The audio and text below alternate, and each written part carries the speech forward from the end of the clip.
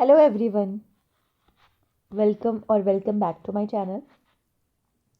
हमने स्टार्ट किया है HP टेट का साइकोलॉजी रिवीजन, जिसमें पिछले वीडियो में हमने कुछ टॉपिक कुछ थ्योरीज आपके डिस्कस कर ली थी। बाकी जो थ्योरीज या टॉपिक बचते हैं वो इस वीडियो में डिस्कस करेंगे और लास्ट में देखते हैं फिर जो भी बचता है। नेक्स्ट अगर वीडियो चाहिए होगी तो वो फिर एक और वीडियो में हम सारा का सारा साइकोलॉजी कंप्लीट करेंगे। चैनल को अगर अभी तक आप लोगों ने सब्सक्राइब नहीं किया है, चैनल को सब्सक्राइब ज़रूर कर दें और वीडियो अच्छी लगे तो वीडियो को लाइक भी ज़रूर करें। पहला जो टॉपिक आज हम करेंगे वो है intelligence theories.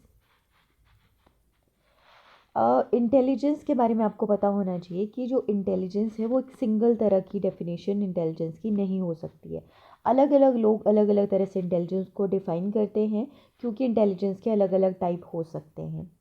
But in general अगर हम बात करें तो कोई भी पर्सन है, उसके सामने जब कोई प्रॉब्लम हम दें, वो किसी भी फील्ड की प्रॉब्लम हो सकती है, अगर आप उसे इफ़ेक्टिवली सॉल्व कर पाते हो तो हम बोल देते हैं कि वो पर्सन कैसा है, इंटेलिजेंट है। ठीक है, तो मेनली आपसे तो थ्योरी से है क्वेश्चन पूछा जाता है। तो जैसे पहली थ्योरी आती है आपकी यूनिफैक्टर थ्योरी, जो किसने दी थी? एल्फ्रेड बिनेट ने दी थी। एल्फ्रेड बिनेट वही हैं जिन्होंने फर्स्ट मॉडर्न इंटेलिजेंस टेस्ट तैयार किया था। इन्होंने बोला कि इंटेलिजेंस एक सिंगल तरह की होती है, मतलब जो हमारी मेंटल एक्टिविटीज़ हैं वो एक ही चीज़ है, जिसे इन्होंने यूनिफैक्टर का नाम दे दिया। सेकंड जो थ्योरी आपने सीधा बस इसमें याद रखना होता है कि यूनिफैक्टर थ्योरी किसने दी है? बिने ने दी है। इसे मोनार्किक थ्योरी भी कहा जाता है। ठीक है, एक तत्वीय सिद्धांत। नेक्स्ट आती है टू फैक्टर थ्योरी, जो चार्ल्स पियरमैन ने दी है। उन्होंने दो फैक्टर जो है जी फैक्टर और एस फैक्टर के बारे में बात की। जी मतलब जनरल इंटेलिजेंस और एस मतलब स्पेसिफिक। ठीक है, सामान्य और विशेष बुद्धि। तो जी फैक्टर आपका क्या है? जी फैक्टर में इन्होंने बोला कि ये बाय बर्थ आपके अंदर प्रेजेंट होता है, मतलब ये जो है जी फैक्टर ये हेरिडिटिकल होगा। ठीक है, हेरिडिटिकली जो हमारे अंदर गुण पाए जाते हैं, जैसे हेरिडिटी जीन्स हमारे अंदर ऐसे आए कि जो हमारी इंटेलिजेंस है वो बहुत हाई होगी, या जीन्स बुरे आए ख़राब आए तो लो होगी। ठीक है, तो मतलब जी फैक्टर जो है वो अनचेंजेबल है, उसे बदला नहीं जा सकता है। जबकि एस फैक्टर जो है वो इन्वायरमेंट से हम एक्वायर करते हैं, मतलब आफ्टर बर्थ भी हम कुछ चीज़ें सीखते हैं। तो आफ्टर बर्थ जो इंटेलिजेंस हम एक्वायर करते हैं वो है हमारा एस फैक्टर, और जो बाय बर्थ ही हमारे अंदर प्रेजेंट रहता है वो है हमारा जी फैक्टर। इसके बाद इन्होंने थर्ड फैक्टर भी बताया था, इसलिए चार्ल्स पियरमैन की ही सी थ्योरी को थ्री फैक्टर थ्योरी भी कहा जाता है, जिसमें थर्ड फैक्टर इन्होंने बता दिया कि वो है होगा sum of G and X factor. ठीक है, तो उसे इन्होंने थर्ड फैक्टर का नाम दे दिया। नेक्स्ट थ्योरी आती है multi factor theory. Multi factor theory किसने दी है? थॉर्नडाइक ने दी है। थॉर्नडाइक ने कई चीज़ों के बारे में बात की है। थॉर्नडाइक ने पर्सनैलिटी के बारे में भी बात की है। थॉर्नडाइक ने इंटेलिजेंस की थ्योरी भी दी है। थॉर्नडाइक ने लर्निंग की थ्योरी भी दी है। तो इन्होंने मल्टी फैक्टर थ्योरी में थ्री टाइप्स से दिए इंटेलिजेंस के। थ्री टाइप्स हैं बट नाम है multi factor theory: concrete, social and abstract. Concrete मतलब जैसे हम मैकेनिक वगैरह होते हैं ना, इनके अंदर जो इंटेलिजेंस होती है कि कॉन्क्रीट चीज़ों को ये सॉल्व कर पाते हैं, जैसे इंजीनियर वगैरह हो गए, उनके पास कॉन्क्रीट इंटेलिजेंस होती है। सोशल, कुछ लोग जो है बहुत सोशल होते हैं, जैसे कि हमारे ये पॉलिटिशियन वगैरह हो गए, ये इनके अंदर सोशल इंटेलिजेंस होती है। और एब्स्ट्रैक्ट जो बहुत मन में सोच विचार करने वाले डीप थिंकर्स होते हैं, जैसे कि राइटर वगैरह, उन्हें हम एब्स्ट्रैक्ट हम बोल सकते हैं कि उनमें एब्स्ट्रैक्ट इंटेलिजेंस है। ठीक है, नेक्स्ट थ्योरी आती है group factor theory. Group factor theory जो है वो थर्स्टर ने दी है। इन्होंने बताया कि हमारे अंदर 7 मेन जो है एबिलिटीज़ होती हैं, ग्रुप ऑफ एबिलिटीज़ है, 7 ग्रुप ऑफ एबिलिटीज़, जिसमें number, special memory, perceptual speed, word fluency, verbal comprehension और रीजनिंग। ये आपने जस्ट सिंपली याद रखना है, ज़्यादा डिटेल में इसमें कुछ नहीं आपसे पूछा जाता है, जो सिंपली आपको पता होना चाहिए इनके नाम। नेक्स्ट आता है three dimensional theory by Guilford. Three dimensional theory जो है गिलफोर्ड की क्यों कहा गया, इसे three dimensional structure of intelligence भी कहा जाता है। 3 डायमेंशन दे दी जिनके नाम है प्रोसेस, कंटेंट और प्रोडक्ट।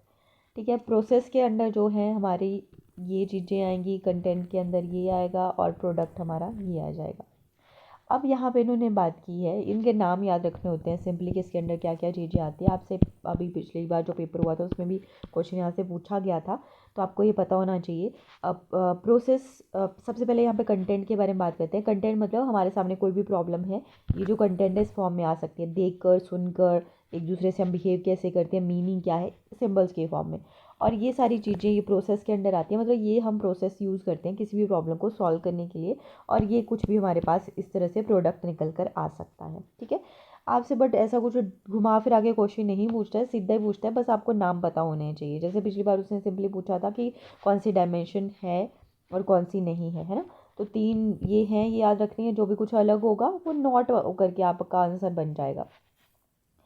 तो यहाँ पे 3 डायमेंशन बोला, तो यहाँ पे एक और चीज़ याद रखनी है आपने कि ये जो सारी डायमेंशंस हैं एक दूसरे से, उसके अंदर जो टाइप भी आते हैं वो सारे एक दूसरे से इंटरलेट करते हैं। तो अगर आपसे क्वेश्चन पूछा जाता है कि किलफोर्ड ने टोटल नंबर ऑफ़ इंटेलिजेंस कितनी दी है, तो जैसे इसके अंदर हमारी आ गई कितनी, 5 आ गई, इसके अंदर भी 5 आ गई, इसके अंदर 6 आ गई, तो ये टोटल कितने बन जाएंगे हमारे पास टाइप ऑफ इंटेलिजेंस, 150।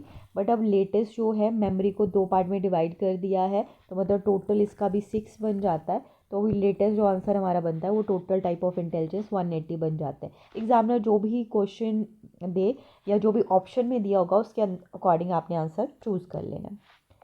नेक्स्ट हमारे पास क्वेश्चन है multiple intelligence theory by Gardner. Howard Gardner की थ्योरी काफ़ी ज़्यादा फेमस है। इनकी एक बुक आई थी, उसमें इन्होंने अपनी ये थ्योरी दे रखी थी, जिसमें इन्होंने इनिशियली 7 टाइप बताए, फिर 8 कर दिए, लेटेस्ट 9 कर दिए। बट अभी तक आपसे 8 से ही क्वेश्चन पूछा जाता है। लेटेस्ट ऐसा भी नहीं है कि अभी किए, काफ़ी पहले किए हैं, बट एग्जामिनर 8 से क्वेश्चन पूछता है, तो 8 आपने याद रख लेने हैं। बॉडी काइनेस्थेटिक हो गया, musical, spatial, logical, mathematical, intrapersonal, internaturalistic and linguistic.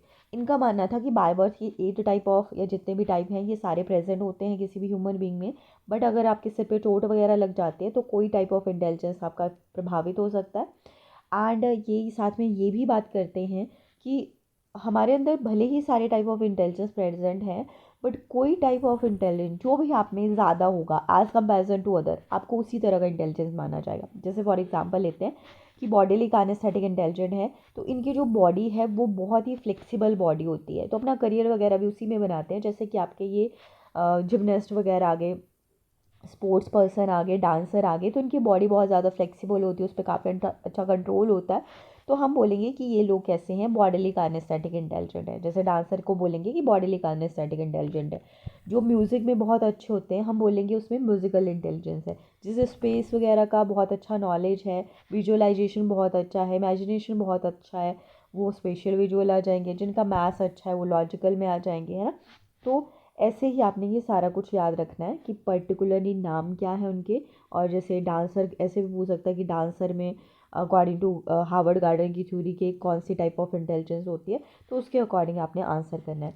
अब थोड़ा और बात कर रहे हैं तो ये आगे की भी बात कर लेते हैं। इंट्रापर्सनल मतलब कुछ लोग होते हैं जो जैसे स्पिरिचुअलिटी की बात करते हैं ना, हमारे जैसे आध्यात्मिक गुरु वगैरह होते हैं, है ना, उन लोगों को इंट्रापर्सनल इंटेलिजेंट कहा जाता है। और इंटर उसका उल्टा, इंट्रा अपने अंदर के बारे में बात करते हैं, है ना, और इंटर इंटरपर्सनल इंटेलिजेंस लोगों का दूसरे लोगों के साथ बहुत अच्छा रिलेशनशिप होता है। मतलब इंट्रा जो है खुद में रहने वाले होते हैं, इंटर जो होते हैं वो बहुत ज़्यादा प्रैक्टिकल एंड सोशल होते हैं। जैसे हमारे पॉलिटिशियंस वगैरह आगे या सोशल वर्कर वगैरह आगे।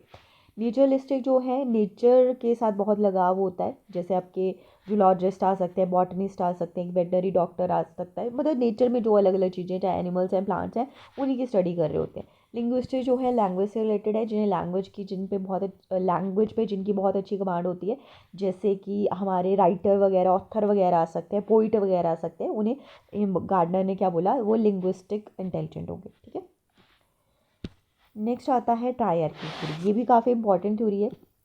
ट्रायर्किक थ्योरी जो है इसका दूसरा नाम प्रोसेस थ्योरी भी आता है। पिछली जो सारी थ्योरीज अभी तक मैंने बात की वो सारी की सारी फैक्टर थ्योरीज हैं, फैक्टर्स के बारे में बात करती हैं। बट स्टर्नबर्ग ये नहीं मानते थे, उन्होंने बोला इंटेलिजेंस एक कॉम्प्लेक्स प्रोसेस है, आप इतना इजीली डिफाइन नहीं कर सकते कि फैक्टर बता दो और हो गया, नहीं, ये एक कॉम्प्लेक्स प्रक्रिया होती है। ठीक है, इसलिए इसे प्रोसेस थ्योरी भी कहा जाता है। और ट्रायर्किक थ्योरी इसलिए क्योंकि इस थ्योरी के आगे सब थ्योरीज आती हैं, 3 सब थ्योरी हैं, तो वैसे टाइप ही हैं बट सब थ्योरीज का नाम दिया गया है। First componential, second experiential, contextual. इनके जो सेकंड नेम है वो भी आपने याद रखने हैं, उनसे रिलेटेड भी क्वेश्चन आपसे पूछ लिया जाता है।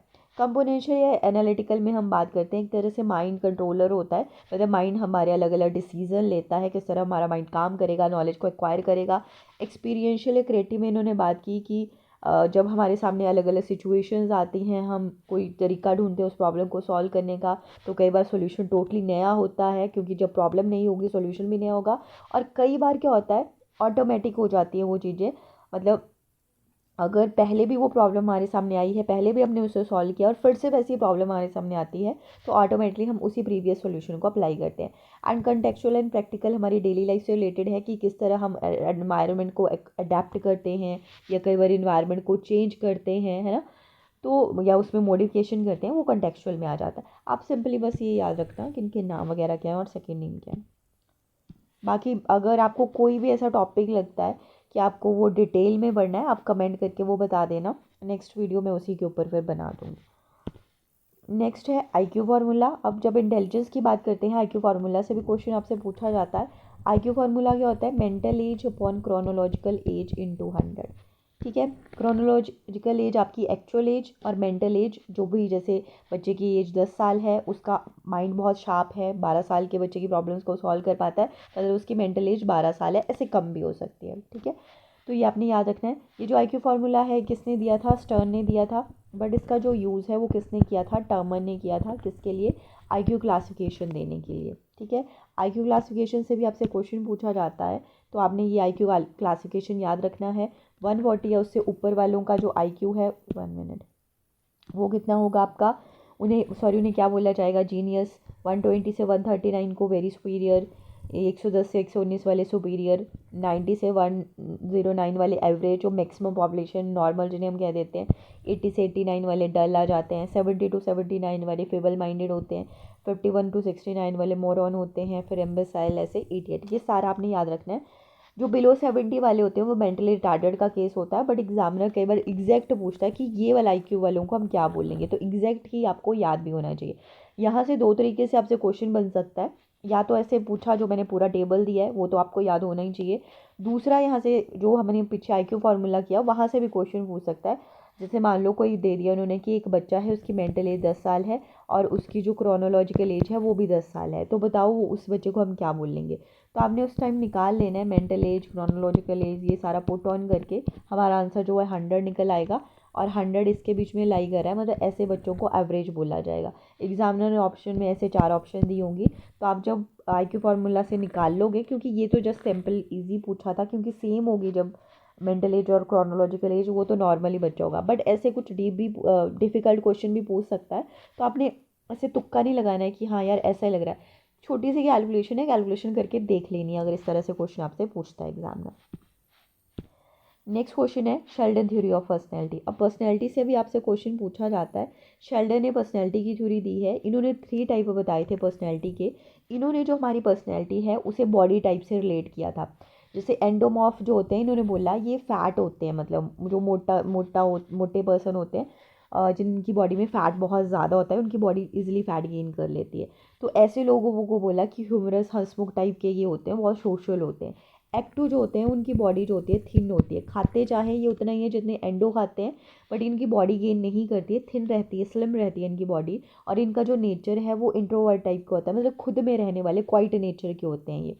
ठीक है, और मीज़ोमॉर्फ जो है वो एंडो और एक्टो के बीच में लाई करती है, इनकी पर्सनैलिटी भी और बॉडी भी। बॉडी इनकी एकदम परफेक्ट बॉडी जिसे हम बोलते हैं, वैसी बॉडी होती है, बट ऐसा नहीं है वो बाय बर्थ होते हैं, वो जिम वगैरह भी जाते हैं, अपनी बॉडी को बनाए रखते हैं एकदम परफेक्ट। अगर इनकी पर्सनैलिटी की बात करें तो ये एडवेंचरस टाइप के होते हैं, इनको डोमिनेट करना पसंद होता है, मतलब लीडरशिप की क्वालिटीज़ इनमें होती हैं। ठीक है, तो इन्होंने रिलेट किया था हमारा जो बॉडी टाइप है उसे हमारे पर्सनैलिटी टाइप से। ठीक है, ये तीनों टाइप आपने याद रखने। नेक्स्ट उसके बाद आती है कार्ल जंग की पर्सनैलिटी थ्योरी। कार्ल जंग ने 2 टाइप बताए, इंट्रोवर्ट और एक्सट्रोवर्ट। आपसे क्वेश्चन इस तरीके से भी पूछ लिया जाता है कि इंट्रोवर्ट टाइप पर्सनैलिटी या इंट्रोवर्ट टर्म किसने यूज़ की थी, तो कार्ल जंग ने करी थी। इंट्रोवर्ट आपको पता है जो खुद में रहने वाले होते हैं, और एक्सट्रोवर्ट जो होते हैं जो बहुत सोशल टाइप के पर्सन होते हैं ना, बातूनी बहुत होते हैं। तो बट बाद में जो डिफरेंट थिंकर्स हैं उन्होंने क्रिटिसाइज़ किया इनकी इस चीज़ को। उन्होंने बोला कि कोई भी पर्सन जो है वो कम्प्लीटली इंट्रोवर्ट या एक्सट्रोवर्ट नहीं हो सकता है। उन्होंने एक थर्ड टाइप बता दिया जिसे एम्बीवर्ट का नाम दे दिया। एम्बीवर्ट जो है पर्सनैलिटी जो टाइप है वो इन दोनों के बीच लाई करता है, मतलब हम लोग क्या हैं, जैसे इंट्रोवर्ट को कार्ल जंग ने बोला कि इंट्रोवर्ट जो हैं वो अच्छे राइटर हो सकते हैं, अच्छे ऑथर हो सकते हैं, बट अच्छे स्पीकर नहीं हो सकते, क्योंकि वो ज़्यादा बात नहीं करते हैं, खुद में रहने वाले होते हैं, क्वाइट नेचर के होते हैं। जबकि एक्सट्रोवर्ट जो हैं वो अच्छे स्पीकर हो सकते हैं बट अच्छे ऑथर नहीं हो सकते। बट ऐसा तो नहीं है, आप बहुत सारे राइटर्स को देखते होंगे या बहुत सारे पॉलिटिशियंस को देखते होंगे जो पॉलिटिशियन होने के साथ साथ बहुत अच्छे राइटर्स भी हैं। तो मतलब उन्होंने इसीलिए थर्ड टाइप इंट्रोड्यूस किया गया, जैसे एम्बीवर्ट बोला कि एम्बीवर्ट जो है एक अच्छा ऑथर एक अच्छा स्पीकर भी हो सकता है। ठीक है, मैक्सिमम जो लोग हैं वो इंट्रोवर्ट और एक्सट्रोवर्ट के बीच लाई करते हैं, बहुत कम लोग होंगे ऐसे जो टोटली इंट्रोवर्ट या एक्सट्रोवर्ट होंगे। क्लियर यहाँ तक? नेक्स्ट है आइजैक थ्योरी। आइजैक ने भी पर्सनैलिटी थ्योरी दी है। इन्होंने पहले शुरू में तो 2 टाइप ऑफ इंटेलिजेंस बताए थे, बट बाद में इन्होंने तीसरा टाइप भी इंट्रोड्यूस कर दिया था। ठीक है, न्यूरोटिसिज्म कुछ वैसा ही है जैसे इंट्रोवर्ट है, एक्स्ट्रावर्जन जो है वो एक्स्ट्रोवर्ट की तरह है, और साइकोटिज्म मतलब कुछ लोग जो एंटी सोशल होते हैं ना, कि कुछ उटपटांग हरकतें करने वाले, जैसे टेररिस्ट वगैरह है ना, उन्हीं ने साइकोटिज्म का नाम दिया। ऐसे लोगों की पर्सनैलिटी को साइकोटिज्म पर्सनैलिटी इन्होंने बोल दिया। ठीक है, यहाँ से जो क्वेश्चन है वो आपसे इस तरीके से भी क्वेश्चन पूछ लिया जाता है कि कहाँ के ये जो साइकोलॉजिस्ट कहाँ के थे। तो इनका बर्थ जो है वो जर्मनी में हुआ था, बट बाद में ये ब्रिटेन शिफ्ट हो गए थे, तो ब्रिटिश साइकोलॉजिस्ट होंगे ये क्वेश्चन भी आपसे काफ़ी बार पूछा गया है। नेक्स्ट क्वेश्चन है प्रोजेक्टिव मेथड्स। प्रोजेक्टिव मेथड्स मतलब अब ये जो पर्सनैलिटी है इसको मेज़र करने के अलग अलग मेथड्स होते हैं, यहाँ से भी आपसे प्रीवियस ईयर में क्वेश्चन पूछा गया है। तो प्रोजेक्टिव मेथड में क्या किया जाता है, अब हमारी जो पर्सनैलिटी है उस वो कैसी है उसको फाइंड आउट करने के लिए हमारे सामने अलग अलग सिचुएशंस प्रोजेक्ट की जाती हैं। ठीक है, और हमारे अनकॉन्शियस माइंड में क्या क्या चीज़ें चल रही हैं उनको बाहर लाने की कोशिश की जाती है, जिसके लिए रोशेक टेस्ट वगैरह, thematic apperception test, child apperception test, story completion test, ये अलग अलग टेक्निक्स यूज़ की जाती हैं। ठीक है, थीमेटिक एप्रोसेप्शन टेस्ट जो है वो शॉर्ट में टैट और इसको CAT कह देते हैं, चिल्ड्रन एप्रोसेप्शन टेस्ट को। चिल्ड्रन एप्रोसेप्शन टेस्ट जो है आपका वो बच्चों के लिए बनाया गया है, और थीमेटिक एप्रोसेप्शन टेस्ट जो है वो अडल्ट्स एंड अडल्ट्स के लिए बनाया गया है। यहाँ से आपने ये भी याद रखना है कि ये टेस्ट किसने बनाया था। जो थीमेटिक एप्रोसेप्शन टेस्ट था वो मॉर्गन एंड मोरे ने बनाया है, और जो चिल्ड्रन एप्रोसेप्शन टेस्ट है आपका वो सोनिया बेलाक ने बनाया था। ठीक है, बेलाक याद रखना है आपने। यहाँ पे जो बाकी सिंपली आपने याद रखना है रोशेक टेस्ट वगैरह, स्टोरी कंप्लीशन टेस्ट वगैरह कि ये किसके लिए यूज़ करते हैं, प्रोजेक्टिव टेक्निक्स हैं। मतलब यहाँ पे ना जान के एक सिचुएशन प्रोजेक्ट की जाती है, जैसे कि स्टोरी कंप्लीशन में ना या सेंटेंस कंप्लीशन में आपको आधा अधूरा कोई स्टोरी या सेंटेंस दे दिया जाता है और आगे बच्चे पे छोड़ा जाता है कि वो किस तरीके से कंप्लीट करता है। तो जिस तरीके से आप कंप्लीट करते हो इस चीज उस टेस्ट उस स्टोरी को या उस सेंटेंस को, उससे ही आपकी पर्सनैलिटी का पता चल जाता है कि आपके माइंड में, अनकॉन्शियस माइंड में क्या क्या चीज़ें चल रही होंगी। ठीक है, नेक्स्ट ऐसा ही है सब्जेक्टिव मेथड। सब्जेक्टिव मेथड में क्या किया जाता है, जो आपके क्लोज्ड वन हैं या खुद आपसे ही आपकी पर्सनैलिटी को जानने की कोशिश की जाती है, जैसे इंटरव्यू में करते हैं। इंटरव्यू में डायरेक्टली आपसे रिलेटेड क्वेश्चन पूछे जाते हैं ना, कि आपकी हॉबीज़ क्या है, लाइक्स क्या है, डिसलाइक्स क्या है, कहाँ से आप बिलोंग करते हो, आपकी एजुकेशनल हिस्ट्री क्या है, डायरेक्टली पूछे जाते हैं। या केस स्टडी का भी यूज़ कर सकते हैं। केस स्टडी में जो आपके क्लोज वंस हैं उनसे आपके बारे में जानने की कोशिश की जाती है। ऑटोबायोग्राफी में तो आपको खुद के बारे में ही लिखना होता है, और क्वेश्चनियर में भी आपकी लाइफ से रिलेटेड अलग अलग क्वेश्चनियर्स का एक सेट दिया जाता है। जैसे सर्वे वगैरह करने आते हैं ना, उसमें अलग अलग क्वेश्चन दिए होते हैं, फिर आप टिक करते हो, वैसे ही आपसे रिलेटेड कुछ क्वेश्चन पूछे जाते हैं, जैसे आपको फ्रेंड्स बनाना पसंद है नहीं है, ऐसे अलग अलग क्वेश्चन। तो जो भी आप आंसर करते हो उसके अकॉर्डिंग आपकी पर्सनैलिटी का पता लगा लिया जाता है। नेक्स्ट आता है ऑब्जेक्टिव मेथड। ऑब्जेक्टिव मेथड में ऑब्जर्वेशन मेथड आ जाता है, रेटिंग स्केल, सोशियोमेट्री या रूब्रिक्स वगैरह। मतलब यहाँ पर डायरेक्टली या तो आपको ऑब्जर्व किया जाता है या आपकी आपका जैसा बिहेव करते हो उसके अकॉर्डिंग आपको रेटिंग दी जाती है। आपकी सोशल जो लाइफ है उससे रिलेटेड क्वेश्चन पूछे जाते हैं। इस तरह से अलग अलग टेक्निक्स का यहाँ पे यूज़ किया जाता है। नेक्स्ट आता है असेसमेंट एंड इवैल्यूएशन। ये भी काफ़ी इंपॉर्टेंट टॉपिक है। इवैल्यूएशन जो है उसी का पार्ट आ जाता है, असेसमेंट भी, और एक आपका आता है मेजरमेंट। इवैल्यूएशन क्या है, अब जैसे हम अगर एजुकेशन में बात करें, वैसे तो इवैल्यूएशन आप कहीं पे भी किसी की भी कर सकते हो। इवैल्यूएशन में क्या किया जाता है कि जो एक एम ऑब्जेक्टिव रखा गया होता है, जैसे यहाँ पे अगर एजुकेशन की बात करें, अब बच्चे की उस एजुकेशन का एक एम ऑब्जेक्टिव रखा होता है कि इस क्लास से नेक्स्ट में जाए तो बच्चे को ये चीज़ें आनी चाहिए, तो वो अचीव हुआ या नहीं उसके बारे में जो जजमेंट की जाती है उसी को इवैल्यूएशन कहा जाता है। तो इवैल्यूएशन क्यों ज़रूरी है, ये जानने के लिए कि बच्चे ने एजुकेशन ऑब्जेक्टिव अचीव किए या टीचर सक्सेसफुल हुआ या नहीं, क्योंकि बच्चा फेल नहीं होता है, टीचर का जो टीचिंग मेथड है वो फेल होता है। ठीक है, तो यहाँ पे मतलब अब एक तरह से बच्चे को भी चेक कर लिया जाता है और टीचर की भी साथ में जजमेंट हो जाती है। ठीक है, तो उसके लिए वैल्यूएशन बहुत ज़्यादा ज़रूरी है। इसके अंदर दो चीज़ें आती है, वैल्यूएशन आप मेज़रमेंट करके भी कर सकते हो और असेसमेंट पे भी। मेज़रमेंट जो है वो प्योरली क्वांटिटेटिव होती है। क्वांटिटेटिव मतलब जो सिर्फ क्वांटिटी के बारे में बात करती है, नंबर्स पे बेस्ड होती है, मार्क्स पे। जैसे 100 में से आपने कितने लिए, जैसे 150 में से आपको 90 लिए तो पास हो, नहीं तो फेल हो, है ना। मार्क्स के ऊपर टोटली डिपेंड करता है। बट असेसमेंट जो है वो क्वालिटी के बारे में बात करता है कि एक्चुअली आपकी बिहेवियर में क्या चेंजेस आए, आपने सच में कुछ सीखा या नहीं, है ना। क्योंकि मार्क्स तो आप रट्टा मार के भी ले सकते हो, नकल मार के भी ले सकते हो, बट असेसमेंट में ऐसा नहीं किया जाता, उसमें एक्चुअल में चेक किया जाता है कि आप में कुछ चेंजेस आए हैं या नहीं। तो यहाँ से जो क्वेश्चन आपसे पूछा जाता है वो क्वेश्चन ये रहता है कि मेजरमेंट तो हो गया क्वान्टिटेटिव, असेसमेंट हो गया क्वालिटेटिव, और इवैल्यूएशन के बारे में आप इन्हें याद रखना है, ये बोथ होता है क्वालिटेटिव एंड क्वांटिटेटिव दोनों होता है। इसके बाद इवैल्यूएशन और असेसमेंट को इंटरचेंजेबली एग्जामिनर यूज़ कर लेता है। वैसे तो असेसमेंट के आप टाइप पढ़ते होंगे, दो टाइप आते हैं, formative and summative, but evaluation भी इसके साथ ही यूज़ कर सकता है असेसमेंट की जगह। तो 4 टाइप बन जाते हैं वैल्यूएशन के। पहला आता है प्लेसमेंट इवैल्यूएशन। प्लेसमेंट से आपसे कम क्वेश्चन पूछा जाता है क्योंकि मेनली ये यूजीसी का टॉपिक आ जाता है, बट आपके टैट में भी बाई चांस जैसे कुछ अदर स्टेट्स के हैं वहाँ पे पूछा गया यहाँ से क्वेश्चन, तो याद रखना है।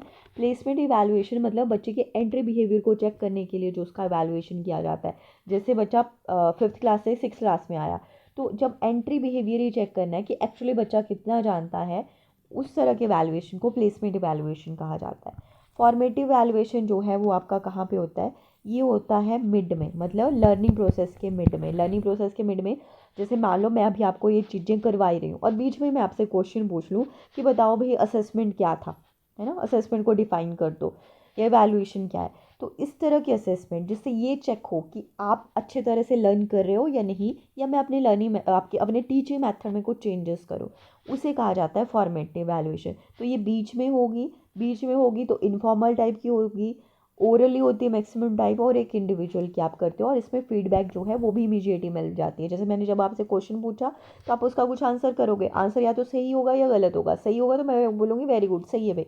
अगर गलत होगा तो मैं बोलूँगी नहीं नहीं, इस चीज़ को करेक्ट करो, तो आपको फीडबैक भी इमीडिएटली मिल जाती है। समेटिव असेसमेंट जो है वो एंड में होती है, मतलब मैं पढ़ा दूँ कोई चीज़, उसके बाद आपका वैल्यूएशन करूँ। जैसे मान लो मैं ये सारे टॉपिक आपको करा दूँ, उसके बाद आपका एक टेस्ट ले लूँ, तो उस तरह की वैल्यूएशन को कहा जाएगा समेटिव वैल्यूएशन। तो एंड में होगी, तो मतलब इसमें जो आपकी फॉर्मल होती है, रिटन होती है, और एक ग्रुप की होती है। जैसे आपका ये टैट का एग्जाम एक तरह के से समेटिव वैल्यूएशन का ही एग्जाम्पल आएगा। डायग्नोस्टिक जो है, डायग्नोस्टिक में सेम जैसे एक डॉक्टर के पास जाते हो जब आप, तो आपको दवाई देने से पहले वो आपका डायग्नोस करता है, वैसे टीचर भी पढ़ाने से पहले बच्चे को क्या करता है, डायग्नोस करता है, उसकी प्रॉब्लम को जानने की कोशिश करता है। तो डायग्नोस्टिक इवैल्यूएशन किया जाता है बच्चे की डिफ़िकल्टीज़ को जानने के लिए, ये बच्चा कहाँ पे प्रॉब्लम फेस कर रहा है। जब उस प्रॉब्लम का पता चल जाता है तो उसके अकॉर्डिंग रेमेडियल टीचिंग आपको प्रोवाइड की जाती है, मतलब बच्चे को प्रोवाइड की जाती है, उसे कह देते हैं हम डायग्नोस्टिक इवैल्यूएशन। ठीक है, ये तो इवैल्यूएशन के बारे में मेन बात होगी। अब ये असेसमेंट के मेन दो टाइप आते हैं, इसमें एक थर्ड टाइप भी आ जाता है जिसे हम सेल्फ असेसमेंट कह देते हैं। सेल्फ असेसमेंट जब बच्चा खुद का ही असेसमेंट करे उसे नाम दे देते हैं हम सेल्फ असेसमेंट का। फॉर्मेटिव असेसमेंट का दूसरा नाम क्या आ जाता है, असेसमेंट फॉर लर्निंग, और समेटिव का असेसमेंट ऑफ लर्निंग, और सेल्फ असेसमेंट का नाम आ जाता है असेसमेंट एज लर्निंग। याद रखने, इन्हीं के दूसरे नाम हैं। नेक्स्ट उसके बाद आता है सीसी। सीसी भी आपका इवैल्यूएशन का ही टॉपिक है। सीसी की फुल फॉर्म आपने याद रखनी है। सीसी की फुल फॉर्म जो है वो है कॉन्टीन्यूअस एंड कॉम्प्रिहेंसिव इवैल्यूएशन, सतत और व्यापक मूल्यांकन, ये याद रखना है। मतलब जैसे पहले तो क्या किया जाता था, बच्चे की सब पढ़ाने के बाद लास्ट में साल के लास्ट में फाइनल ईयर जो पेपर लिए जाते थे उसी के बेस पे बच्चे का रिजल्ट बनाया जाता था। तो यहाँ पर ड्रॉबैक यही रहती थी कि कुछ बच्चे पूरा साल मेहनत करते थे पर लास्ट में बीमार हो गए, कुछ प्रॉब्लम आ गई, अच्छे से पेपर नहीं दे पाए और फेल हो जाते हैं। तो पूरा साल उनके पढ़ने का फ़ायदा क्या हुआ। तो बोला गया कि जो असेसमेंट है वो कंटिन्यूटी में होती रहनी चाहिए, पूरा साल लगातार होती रहनी चाहिए। और पहले सिर्फ बच्चे के जो अकेडमिक्स है मतलब उसका सब्जेक्टिव नॉलेज कितना है उसी के बेसिस पे बच्चे का एवेल्यूएशन किया जाता था। बट बोला गया कि नहीं, उसके साथ साथ जो उसकी को स्कॉलेस्टिक एक्टिविटीज़ हैं, जैसे कुछ बच्चे स्पोर्ट्स में अच्छे हो सकते हैं, कल्चरल एक्टिविटीज़ में अच्छे हो सकते हैं, उसके बेसिस पे भी आपको क्या करना है, बच्चे का एवेल्यूएशन करना है। उसे नाम दिया गया कॉम्प्रिहेंसिव एवेल्यूएशन। कॉन्टिन्यूस लगातार पूरा साल करते रहना है। और कॉम्प्रिहेंसिव मतलब उसकी स्कॉलेस्टिक और को स्कॉलेस्टिक दोनों डोमेन्स को ध्यान में रख के बच्चे का एवेल्यूएशन करना है। स्कॉलेस्टिक डोमेन मतलब बच्चे को नॉलेज कितना है, और को स्कॉलेस्टिक जो को करिकुलर एक्टिविटी चाहे इससे उसकी हॉबीज़ वगैरह हैं उसके बेसिस पे भी बच्चे का एवेल्यूएशन करना है। तो यहाँ से आपसे ये क्वेश्चन पूछा जाता है कि सीसी की कितनी डोमेन्स हैं, कितने क्षेत्र हैं, तो 2 डोमेन आती है, स्कॉलेस्टिक एंड को स्कॉलेस्टिक, ये आपने याद रखना है। नेक्स्ट आता है इंक्लूसिव एजुकेशन, समावेशी शिक्षा। यहाँ पे जो इंक्लूसिव एजुकेशन है वो क्या हो गया कि सारे बच्चे एक साथ एक ही स्कूल में पढ़ेंगे। अब सारे बच्चे कौन, जो भी स्पेशल बच्चा है, जैसे फिजिकली हैंडीकैप्ड हो सकता है, कोई और प्रॉब्लम हो सकती है ना, स्पेशली एबल्ड या डिसेबल्ड चिल्ड्रन जिन्हें हम कहते हैं। तो जो स्पेशल बच्चा है और जो नॉर्मल बच्चा है वो एक ही स्कूल में एक ही क्लास में एक ही टीचर से जब पढ़ता है, इस तरह की एजुकेशन को या इस तरह के स्कूल को या इस तरह की क्लास को कहा जाता है इंक्लूसिव क्लास। ठीक है, ये चीज़ आपको याद रखनी है। अब जब हम इंक्लूसिव क्लास की बात करते हैं तो ये इसलिए शुरू किया गया कि जिससे सारे बच्चे बराबर फील कर सकें, किसी तरह का डिस्क्रिमिनेशन ना फील करें, इसलिए ये चीज़ शुरू की गई थी। तो यहाँ पे जब हम इसकी बात करते हैं तो उसके अंदर जो डिफरेंट टाइप के बच्चे आते हैं उनके बारे में भी क्वेश्चन पूछ लिया जाता है। जैसे गिफ्टेड चिल्ड्रन है, गिफ्टेड चिल्ड्रन के 3 टाइप आते हैं। 3 टाइप कौन से, एक तो होते हैं आपके intellectually bright children, intellectually bright children जो जिनका IQ 130 प्लस होता है उन्हें इंटेलेक्चुअली ब्राइट बोलते हैं। दूसरे आते हैं क्रिएटिव चिल्ड्रन, क्रिएटिविटी की डेफिनेशन आपको पता है, जिनमें नए नए आइडियाज़ होते हैं, डाइवर्जेंट थिंकर्स होते हैं। और थर्ड इसका टाइप आता है टैलेंटेड, याद रखना है आपने। अब यहाँ पे बहुत सारे बच्चे कंफ्यूज हो जाते हैं कि गिफ्टेड है भाई उनका IQ हाई होगा, नहीं ऐसा नहीं, वो जीनियस का IQ हाई होता है या इंटेलेक्चुअली ब्राइट का है।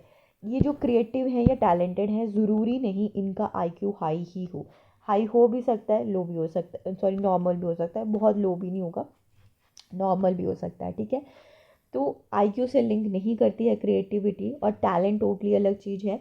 टैलेंटेड तो जैसे कोई स्पोर्ट्स में अच्छा है, कोई डांस में अच्छा है, सिंगिंग में अच्छा है, उन्हें हम टैलेंटेड बोल देते हैं। ठीक है, पर्टिकुलर मतलब एक फील्ड में आप जो अच्छे होते हैं किसी भी एक फील्ड में, वो टैलेंटेड कहलाते हैं। ठीक है, नेक्स्ट क्वेश्चन यहाँ लर्निंग डिसेबिलिटी से पूछा जाता है। लर्निंग डिसेबिलिटी जो है वो भी IQ से लिंक नहीं करती है, हायर IQ वाले में लर्निंग डिसेबिलिटी हो सकती है।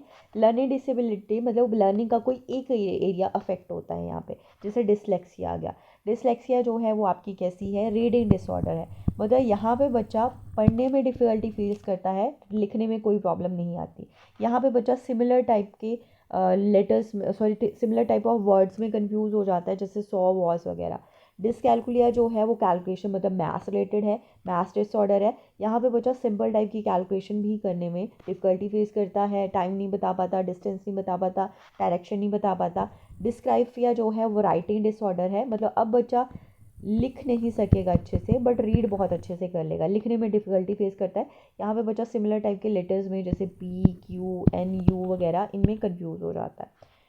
डिस्फेजिया जो है या अफेजिया भी से बोल देते हैं, डिस्फेजिया लैंग्वेज रिलेटेड डिफ़िकल्टी है, जहाँ पे बच्चा लैंग्वेज में डिफ़िकल्टी फेस करता है, जैसे स्टैमरिंग वगैरह करता है बच्चा। और डिस्प्रेक्सिया एक तरह का फिजिकल डिसेबिलिटी आ जाता है, जहाँ पे बच्चे का माइंड और उसका जो मसल्स है वो अच्छे से कोऑर्डिनेट नहीं कर पाते। अब इसे लर्निंग डिसेबिलिटी में इसलिए लिखा क्योंकि यहाँ पे बच्चे को राइटिंग वगैरह में डिफ़िकल्टी फेस करनी पड़ती है, वो अच्छे से पेन को नहीं पकड़ पाता है ना, इसलिए उसकी राइटिंग इफेक्ट हो जाती है, इसलिए लर्निंग में लिखा है। अदरवाइज एक तरह की फिजिकल डिसेबिलिटी ही है ये भी।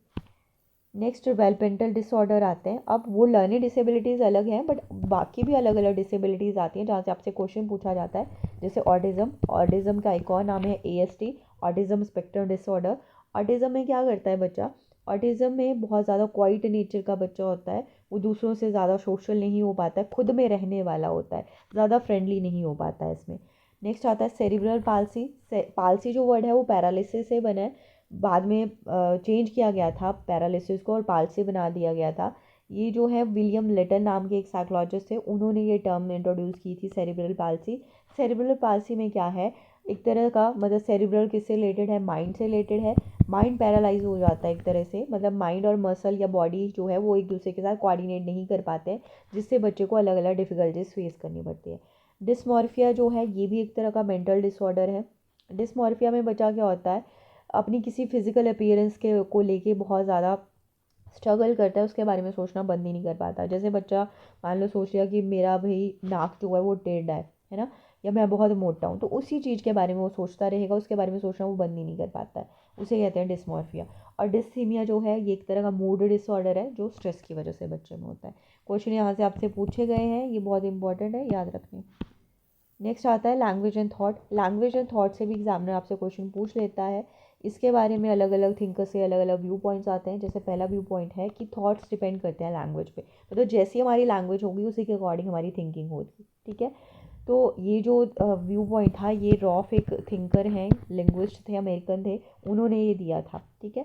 उसके बाद आता है लैंग्वेज डिपेंड्स अपॉन थॉट्स। ये किसने दिया था, ये अकॉर्डिंग था जीन पियाजे के, ठीक है। जीन पियाजे ने बोला कि जो थॉट्स हैं वो इंपॉर्टेंट है, आपके अंदर अगर आइडियाज़ होंगे तो लैंग्वेज तो आ ही जाएगी, फिर उसको मतलब एक्सप्रेस करने के लिए कोई ना कोई लैंग्वेज आप ढूंढ ही लोगे। मेनली जैसे जो इन्होंने कॉग्निटिव डेवलपमेंट थ्योरी दी है ना, उसी के बारे में ये बात करें कि पहले माइंड डेवलप करना चाहिए, फिर आपके अंदर लैंग्वेज आएगी, ठीक है। फिर जब वो आप प्रॉपर उन वर्ड्स का मीनिंग समझ पाओगे। फिर तीसरे आ जाते हैं हमारे वाइगॉस्की। वाइगॉस्की ने बोला कि वो दोनों जो हैं वो एक दूसरे पे डिपेंड करते हैं, लैंग्वेज एंड थॉट। शुरू में ये दोनों क्या होते हैं, अलग अलग होते हैं, बट बाद में ये इस तरह से मिक्स हो जाते हैं जैसे दूध में पानी, कि हम बता ही नहीं पाते कब हम लैंग्वेज है कब थॉट है। जैसे अभी आप मन में जो सोच रहे हो लैंग्वेज का यूज़ करके सोच पा रहे होगे, तो वो आपका थॉट है, ये लैंग्वेज है, नहीं बता पाओगे, आप उसका आंसर नहीं कर पाओगे। लास्ट आता है कि दोनों इंडिपेंडेंट है, बहुत इंपॉर्टेंट है। ये किसके अकॉर्डिंग आता है, अकॉर्डिंग टू चॉम्स्की। चॉम्स्की को फादर ऑफ लैंग्वेज डेवलपमेंट भी कहा जाता है। इन्होंने बोला दोनों इंडिपेंडेंट चीज़ें हैं भाई, लैंग्वेज अलग चीज़ है और जो थॉट है वो एक अलग चीज़ है। इसके बारे में आप इस तरह एग्जांपल ले सकते हो, जैसे कई बार हमारे अंदर ना कोई फीलिंग्स आती हैं और हमें दूसरा कोई पूछता है कि यार क्या हुआ बताओ मुझे, तो बोलते हैं यार है, बट मैं एग्जैक्टली तुझे वो एक्सप्रेस नहीं कर सकता कि मेरे अंदर क्या थॉट चल रहा है। इन्होंने बोला ऐसा इसलिए होता है क्योंकि लैंग्वेज अलग चीज़ होती है और थॉट अलग चीज़ होती है। इसके अलावा इन्होंने और क्या दिया, लैड। लैड की फुल फॉर्म याद रखनी है, लैंग्वेज एक्विजिशन डिवाइस। इन्होंने बोला लैंग्वेज जो है वो ऑटोमेटिकली हमारे अंदर प्रेजेंट रहती है, जिसे हम किसके थ्रू सीखते हैं, लैंग्वेज एक्विजिशन डिवाइस के थ्रू। बट बाद में ब्रूनर ने इस चीज़ को क्रिटिसाइज़ किया। उन्होंने बोला नहीं, उन्होंने जैसे लैड दिया, उन्होंने LASS दिया, लैंग्वेज एक्विजिशन सोशलाइजेशन सिस्टम। इन्होंने बोला सोशल इंटरेक्ट करते हैं तब लैंग्वेज सीखते हैं, बाय बर्थ नहीं होती। चॉम्स्की को क्रिटिसाइज़ करते हुए इस चीज़ को बोलते हैं। नेक्स्ट आती है मैस्लो मोटिवेशनल थ्योरी। मैस्लो ने मोटिवेशनल थ्योरी दी है, जिसका दूसरा नाम हायरार्की ऑफ नीड्स भी आ जाता है। जब भी हम हायरार्की की बात करते हैं हमें बॉटम से टॉप की तरफ चलना होता है, तो उन्होंने 5 लेवल्स दे दिए, physiological, safety, love, belongingness, esteem, self actualization. इन्होंने बोला हमारी अलग अलग नीड्स हैं, ज़रूरतें हैं, उन ज़रूरतों को पूरा करने के लिए हम मोटिवेट हैं भाई, कोई भी काम करने के लिए वो ज़रूरतें एक हायरार्की में हमारी पूरी होंगी। जैसे सबसे पहले हम अपनी फिजियोलॉजिकल नीड्स को पूरा करने के बारे में सोचेंगे, जैसे फूड हमारी फिजियोलॉजिकल नीड है, तो खाना चाहिए, पेट भरा होना चाहिए, फिर बाकी बातें। अगर वो भर गया तो नेक्स्ट हम सेफ्टी के बारे में सोचते हैं कि भाई खाना तो मिल गया, अब घर मिल जाए, हमें शेल्टर मिल जाए, तो हमें बाकी आउटर डेंजर से सेफ्टी मिल जाएगी। वो भी सब मिल गया तो उसके बाद हम सोचते हैं कि अब लव केयर करने वाला कोई फैमिली में होना चाहिए, है ना, वो भी मिल गया। तो उसके बाद हम सोचते हैं अब घर, गाड़ी, बैंक बैलेंस, पार्टनर सब है यार, अब लोग रिस्पेक्ट करें हमारी, उसे एस्टीम नीड्स का नाम दिया।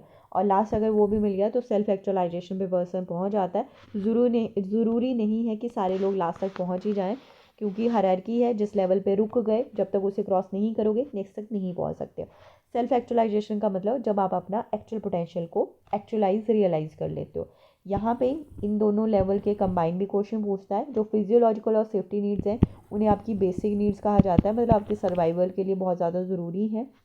ये दोनों को मिला के हमारी साइकोलॉजिकल नीड्स कहा जाता है। दिमाग की ज़रूरतें पूरी होंगी तो ठीक है, नहीं होंगी तो ऐसा नहीं है मर जाएंगे। साइकोलॉजी है भाई, रिस्पेक्ट करें दूसरे हमारी, है ना, प्यार चाहिए हमें।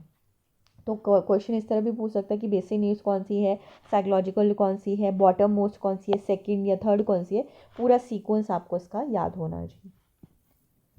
नेक्स्ट बात आती है मेमोरी। मेमोरी से भी आपसे क्वेश्चन पूछा जाता है। मेमोरी जो है वो क्या है, एक तरह की मेंटल एबिलिटी है। 3 टाइप होते हैं इसके, sensory, short term and long term. Short term का दूसरा नाम वर्किंग मेमोरी भी आ जाता है, याद रखना है आपने। सेंसरी मेमोरी जो है वो बहुत शॉर्ट स्पैन के लिए होती है। इसका जो टाइम होता है वो 0.5 सेकंड से लेके 30 सेकंड्स तक 0.5 सेकंड से 3 सेकंड्स तक का रहता है, ठीक है।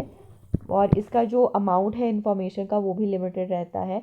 अगर इन्फॉर्मेशन, जैसे मैं अभी आपको बहुत सारी चीज़ें बढ़ा रही हूँ, आप सिर्फ सुन रहे हो अगर, तो आपकी कुछ इन्फॉर्मेशन सेंसरी से क्रॉस हो रही होगी, बहुत सारी आप इतने सेकंड के अंदर ही भूल जा रहे होगे। बट जो क्रॉस हो गई होगी वो आगे शॉर्ट टर्म मेमोरी में चली जाएगी। बट इसका स्पैन भी बहुत कम होता है। इसका 18 सेकंड से लेकर 30 सेकंड तक का स्पैन रहता है, मतलब इतनी देर के लिए आपको चीज़ें याद रहती हैं, इसके बाद ये भी भूल जाएंगी आपको। तो अगर सेंसरी से गई तो आगे शॉर्ट टर्म में पास हो जाएंगी, जो इतनी टाइम के लिए रहेंगी, उसके बाद भूल जाओगे। बट कुछ इन्फॉर्मेशन यहाँ से भी आगे पास होगी जो लॉन्ग टर्म मेमोरी में चली जाएगी। लॉन्ग टर्म का जो स्पैन है वो अनलिमिटेड रहता है, मतलब एक बार लॉन्ग टर्म में चली गई तो हमेशा के लिए वो चीज़ें आपको याद हो जाती हैं। तो इस तरह से ये टाइप भी हैं और मेमोरी बनती भी इसी तरह से। सबसे पहले हमारे सेंसेस के थ्रू हमारे अंदर आती है। जैसे आप टेस्ट जो है वो कुछ देर के लिए आपको याद रहता है ना, फिर भूल जाता है, तो सेंसेस के थ्रू जो जाएगी।